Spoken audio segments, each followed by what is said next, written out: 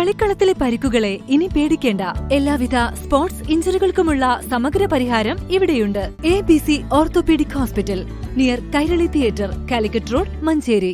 Manjeri Arukizhaya LP സ്കൂളിന് കെട്ടിടം നിർമ്മിക്കാൻ സ്ഥലം ഏറ്റെടുക്കാനുള്ള ശ്രമത്തെ രാഷ്ട്രീയ പ്രേരിതമായി തകർക്കാൻ നീക്കം നടക്കുന്നതായി മഞ്ചേരി നഗരസഭാ ചെയർപേഴ്സൺ VM സുബൈദ വാർത്താസമ്മേളനത്തിൽ ആരോപിച്ചു. 100 വർഷമായി വാടക കെട്ടിടത്തിൽ പ്രവർത്തിക്കുന്ന സ്കൂളിന് സ്വന്തമായി കെട്ടിടം നിർമ്മിക്കുക എന്നത് നഗരസഭയുടെ പ്രധാന പദ്ധതിയാണ്. ഇതിനായി തുടർച്ചയായി 3 തവണ 30 ലക്ഷം രൂപ ഫണ്ട് വകയിരുത്തിയതാണ്. എന്നാൽ ചിലരുടെ രാഷ്ട്രീയ താൽപര്യമാണ് ഇതിന് തടസ്സമാകുന്നതെന്ന് അവർ പറഞ്ഞു. നിലവിലെ സ്കൂൾ പ്രവർത്തിക്കുന്ന സ്ഥലവും കെട്ടിടവും വിലയ്ക്ക് വാങ്ങാൻ നഗരസഭ ഒരുക്കമാണ്. ഇത് വിട്ടു നൽകാൻ ഉടമ തയ്യാറല്ല. സ്കൂൾ ഒഴിയണമെന്നാവശ്യപ്പെട്ട ഉടമ നഗരസഭയ്ക്ക് 2 തവണ കത്ത് നൽകിയിട്ടുണ്ട്. ഭൂമി ഏറ്റെടുക്കാനുള്ള ശ്രമവുമായി മുന്നോട്ടു പോയാൽ കോടതിയെ സമീപിക്കുമെന്നും ശാരീരിക വെല്ലുവിളി നേരിടുന്ന മകനുള്ള ഭൂമിയാണിതെന്നും ഉടമ അറിയിച്ചിട്ടുണ്ട്. മറ്റൊരു സ്ഥലം കണ്ടെത്താൻ നഗരസഭ പത്രപരസ്യം നൽകിയതിന്റെ അടിസ്ഥാനത്തിൽ 3 സ്ഥലമുടമകളുടെ അപേക്ഷകളാണ് ലഭിച്ചത്. ഇതിലൊന്ന് 15 സെന്റ് ഭൂമിയാണ്. LP സ്കൂളിന് ചുരുങ്ങിയത് 30 സെന്റ് സ്ഥലമെങ്കിലും വേണം. ഇതോടെ ഈ അപേക്ഷ തള്ളി. രണ്ടാമത്തെ സ്ഥലം പരിശോധിച്ചപ്പോൾ ഭൂമി ചെരുവോട് കൂടിയുള്ളതും കരിമ്പാറയുള്ളതുമാണെന്ന് കണ്ടെത്തി. ഭൂമി നിരപ്പാക്കുന്നതിനും നിർമ്മാണ പ്രവർത്തനത്തിനും കൂടുതൽ തുക വകയിരുത്തേണ്ടി വരുമെന്നും അസിസ്റ്റന്റ് എക്സിക്യൂട്ടീവ് എഞ്ചിനീയർ റിപ്പോർട്ട് ചെയ്തു. ഇതിനോട് ചേർന്ന മറ്റൊരു സ്ഥലം സ്കൂൾ കെട്ടിട നിർമ്മാണത്തിന് അനുയോജ്യമാണെന്ന് ഉപജില്ലാ വിദ്യാഭ്യാസ ഓഫീസർ റിപ്പോർട്ട് ചെയ്തിട്ടുണ്ട്.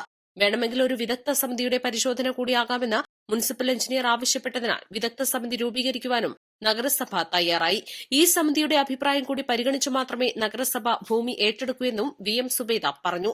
അപ്പോൾ നഗരസഭ തീരുമാനിച്ചു അത് അക്വസിഷൻ ചെയ്യാം, അല്ലെങ്കിൽ നമുക്കത് വിലക്ക് വാങ്ങാം എന്ന് വിചാരിച്ച് അതിന്റെ ഉടമയെ വിളിച്ചു വരുത്തി കാര്യങ്ങൾ ചർച്ച ചെയ്യുന്നു. വൈസ് ചെയർമാനും ഞാനും സ്റ്റാൻഡിംഗ് കമ്മിറ്റിയൊക്കെ കൂടിയിട്ടാണ് ഒന്ന് തീരുമാനം കൂടി ഉണ്ടായിരുന്നു. വിളിച്ച് നമ്മൾ ചർച്ച ചെയ്തു. അപ്പോൾ അദ്ദേഹം പറഞ്ഞു, ഒരിക്കലും ഞാൻ എൻ്റെ സ്ഥലം ഞാൻ തരില്ല, അതിലേക്ക് നിങ്ങൾ പോകില്ലേ, നിങ്ങൾ വേറെ സ്ഥലം കണ്ടെത്തണമെന്നാണ് ഞങ്ങളോട് അദ്ദേഹം പറഞ്ഞത്.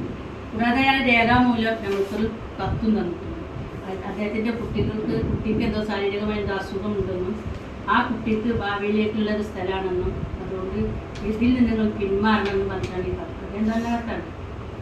അപ്പോൾ നമ്മൾ അതിൻ്റെ അടിസ്ഥാനത്തിൽ നമ്മൾ എന്ത് ചെയ്തു, പിന്നീട് അയാൾ പറഞ്ഞു നിങ്ങൾ അങ്ങനെ. അപ്പോൾ ഞങ്ങൾ അക്വസിഷനുമായി ഞങ്ങൾ മുന്നോട്ട് പോകുന്നു.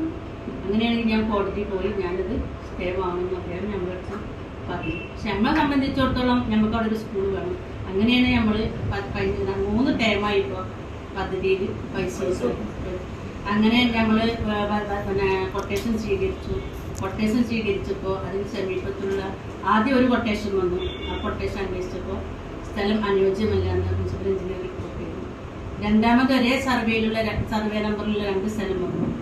അതിൽ ഒന്നാമത്തെ സർവേ നമ്പറിലുള്ള സ്ഥലം അനുയോജ്യമല്ല എന്ന് പറഞ്ഞു.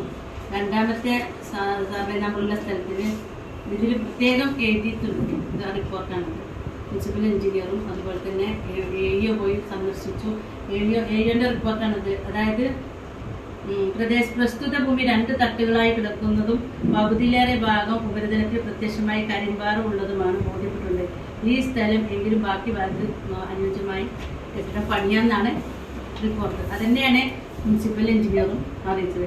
അതിൽ മുനിസിപ്പൽ എഞ്ചിനീയർ അതിൽ പറഞ്ഞത് അതിൻ്റെ ഒരു ഭാഗത്ത് പിന്നെ കുടിവെള്ള പദ്ധതി ഉണ്ട്. അപ്പോൾ അത് പിന്നെ അതുപോലെ കോറി ഉണ്ട്. കോറി പ്രവർത്തിക്കില്ല. കോറിൻ്റെ 40 കൊല്ലമായിട്ട് കോറി അവിടെ പ്രവർത്തിക്കില്ല. അവിടെയാണ് ഇപ്പോൾ ഭൂമി ഏറ്റെടുക്കുന്നതിനെതിരെ ചില രക്ഷിതാക്കൾ കോടതിയെ സമീപിച്ചിരുന്നു. കോടതി വിജിലൻസിനോട് അന്വേഷിച്ച് റിപ്പോർട്ട് നൽകാൻ ആവശ്യപ്പെട്ടു. ഇതിന്റെ വിവരങ്ങളാണ് വിജിലൻസ് സംഘം ശേഖരിച്ചതെന്നും VM സുബൈദ പറഞ്ഞു. വൈസ് ചെയർമാൻ VP ഫിറോസ്, വിദ്യാഭ്യാസ സ്ഥിരം സമിതി അധ്യക്ഷൻ യാഷിക് മേച്ചേരി എന്നിവരും വാർത്താസമ്മേളനത്തിൽ പങ്കെടുത്തു. East live, Manjeri.